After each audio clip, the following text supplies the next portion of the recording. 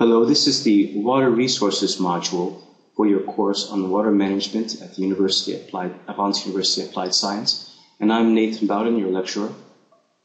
In today's class, you will learn characteristics of various water resources, including surface water and groundwater, and the connections between them, how Earth's water resources are distributed and how much water there is, how people use water, both in familiar ways and ways in which you may be less familiar, such as electric power generation, the environmental impact of developing water resources by means of dams and groundwater pumping, how natural water quality varies, what water pollution is, what common water pollutants are, and where pollutants come from, as well as how people can sustain water resources through careful use, prevention of pollution, and conservation.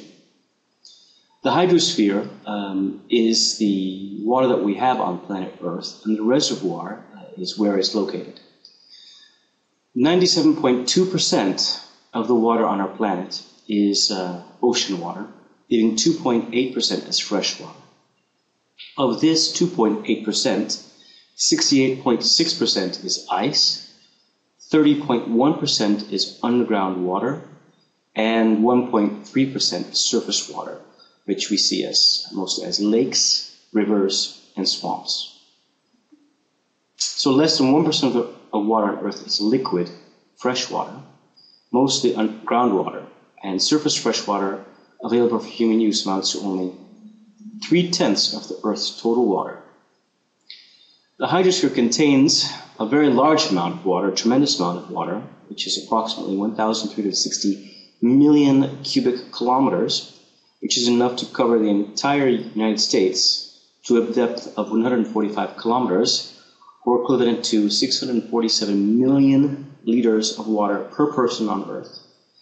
However, 97.2%, as I mentioned, is ocean water, which is too salty to drink or grow most crops, and just 2.8% is fresh water, and that includes the ice.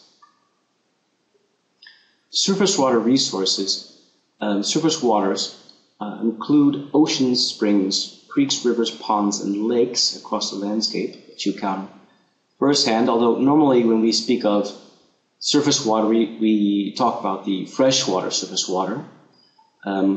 However, this is not always the case. A good example is the Great Salt Lake in Utah, which is a surface basin in a very arid part of western United States, which has evaporated quite a bit. And the salt has concentrated to approximately 3 to 5 times higher ocean water. And another point is that most modern societies have, similar to the Romans, altered the landscapes to exploit surface water resources. So these include canals, aqueducts, and artificial reservoirs, which have all been constructed over many years. Groundwater resources, in contrast to surface water resources, are located underground, of course. And you can divide this into 2 distinct zones. The first is the unsaturated zone, which you see here on the top half, above the water table in the figure on the right of the sheet. And in this zone, the voids between the soil particles is only partially filled with water. Underneath the water table is the saturated zone. In this place, all soil has been completely saturated by the water.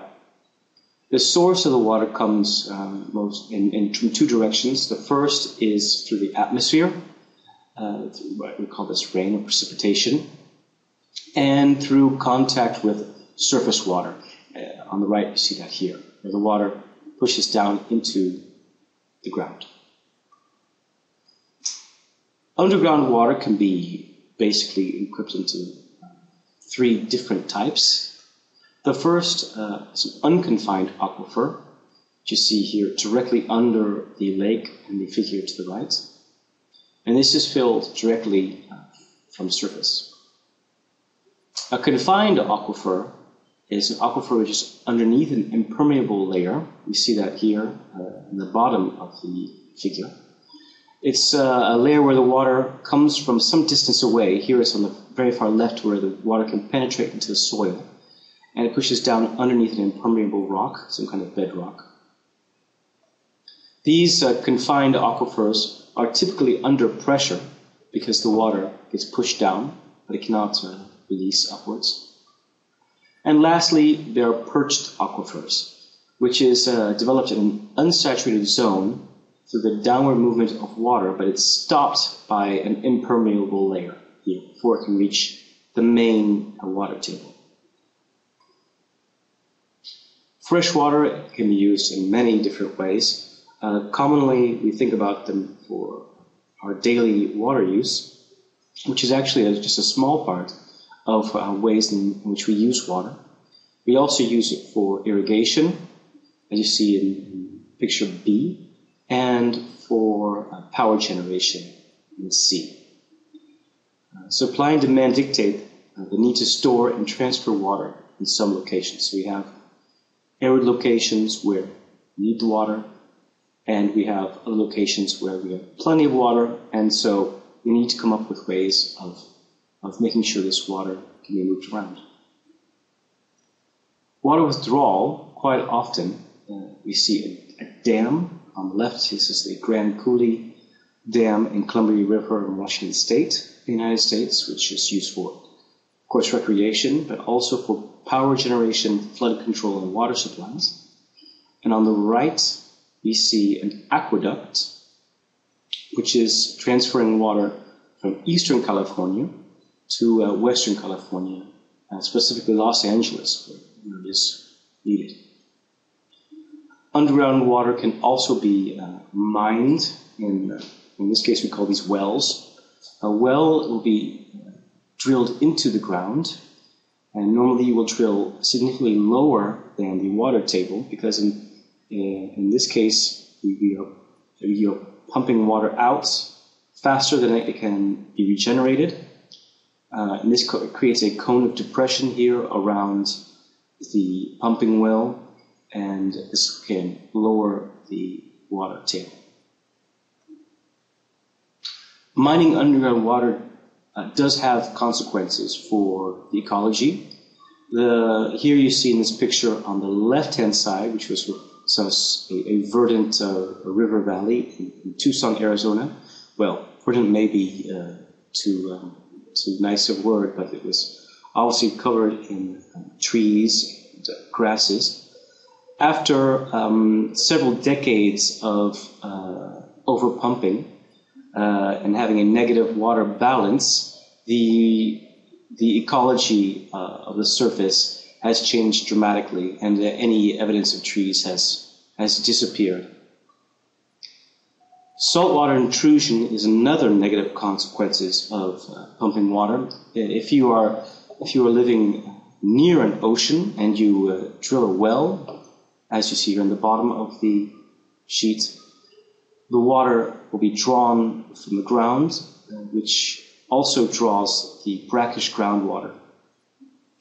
However, once the fresh water has been contaminated with salt or salty water, brackish water, it's difficult to impossible to reverse this situation in a timely manner. It just takes a very long time for the balance to go back. And saltwater intrusion is a problem along many parts of the United States, but around the world this is a significant problem. And now moving on to water quality and pollution. The first demonstrated use of water quality and pollution is the study of cholera in London. And this is when Dr. John Snow saw a correlation between the outbreak of cholera in London and the wells through the city. And this happened in 1854. When the pump handle was removed from the Broad Street well, you see it in the center of the cholera outbreak, the cholera subsided. And a replica is sitting there now today in order to honor the pioneering efforts of Dr. Snow, the father of epidemiology. Natural water quality pollutions. There are also ways that water can be polluted naturally. And why? In some cases, arsenic has gotten into the water. You see this gentleman here showing lesions on his thumb and skin cancer. This water has been contaminated with arsenic. And why is that? Because water is a dipolar molecule. What does that mean? It's asymmetrical, meaning that there's a negative side and a positive side. And this is an excellent solvent. It breaks up compounds into different ions, anions, cations, and arsenic then gets into the water. Also, water is not completely pure because there's carbon dioxide in the air, CO2.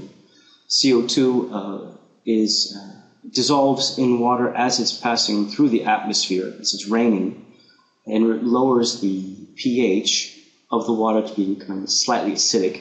CO2 dissolves in the water, making it slightly acidic. Much like Coca-Cola, slightly acidic. And many metals, metallic contaminants, pollute water and have negative health impacts on people. However, there are heavy metals and other contaminants are not the only things that can make you sick, which are poor water quality. Another consideration are parasites and microbes. Here you see a picture on the left of Giardia lamblia, which is a very common form of a parasite. Is possibly the most common intestinal parasite on the planet. However, there are other bacteria which get in the water, such as E. coli bacteria or Cryptosporidium. E. coli and Cryptosporidia are very common gastrointestinal diseases which get into the water through different ways of contamination, especially through sewage-contaminated water. Speaking of sewage, one way that sewage gets into the ground is, here you see a septic system in which wastewater is pumped into the ground through a leach field. This organic material is broken down naturally by bacteria and goes into the ground and into the water supply. These contaminants fall into three general categories, two of which you've already seen. One are the microbes, two are inorganic contaminants, and thirdly, human-made chemicals. Municipal water treatment plants and septic systems are designed to remove harmful organisms from water after people use it. So inorganic contaminants, we've mentioned briefly, these include things as arsenic, lead, and mercury, as well as nitrogen and other compounds. And many older pipes have lead that contaminates water, and these are have been mostly in the Western world replaced, but also through human-made chemicals, pesticides, herbicides, gasolines, PCBs, etc. And sediment. An increased sediment load is also a common form of pollution. There are you can divide these into two different sources. One is a point source, such as on the left, untreated wastewater discharge, or on the right, feedlots filled with a large amount of cattle. Or non-point sources. Non-point sources such as surface runoff through garbage or widespread use of pesticides. And what this means is there's no single point you can point to that says, aha, there is where the pollution is coming from. These are much more general, larger areas. Ways in which we sustain our water resources through, here you see water treatments plant, in which communities collect sewage and wastewater and treat this before releasing it to surface water. Recycling wastewater is another method. There are many ways you can recycle wastewater.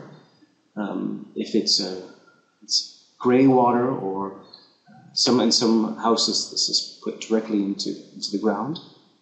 But also, if it's brown water or even more contaminated, this can be collected and fermented.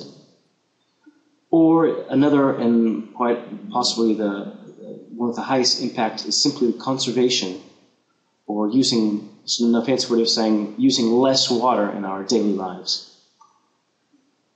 Some new ways of conserving water, such as using water-saving fixtures and appliances, technological ways of using less water, avoiding water wasteful gardening, community water conservation, and water-saving agriculture. So xeriscaping, it's a type of landscaping where you conserve water, and examples of this are use of rocks on top of the soil so that the water does not evaporate, and also subsurface drip irrigation systems, as you see in the bottom right picture, in which the crops are irrigated underground rather than from above ground. And these can go directly to the roots of the soil, roots of the plants, rather than into the surface, where it can again evaporate quickly. In summary, what have we learned? We have learned that water is abundant on planet Earth, but the water people most need, fresh water, isn't. Only 0.9% of the planet's water is fresh, liquid water, so neither salty nor ice water.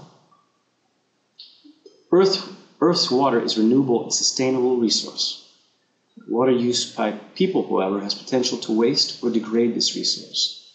Appreciation of our water resources can guide sustainable use.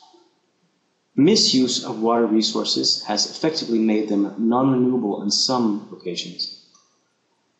Withdrawing surface and groundwater can have environmental consequences, such as ecological degradation or land subsistence.